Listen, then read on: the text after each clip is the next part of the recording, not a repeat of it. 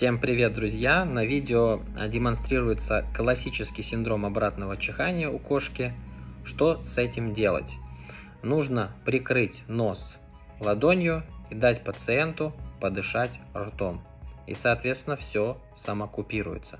По поводу причин появления подобных случаев у ваших питомцев расскажу обязательно, запишу видео и обязательно расскажу более подробнее, что может провоцировать и вызывать такую клиническую картину.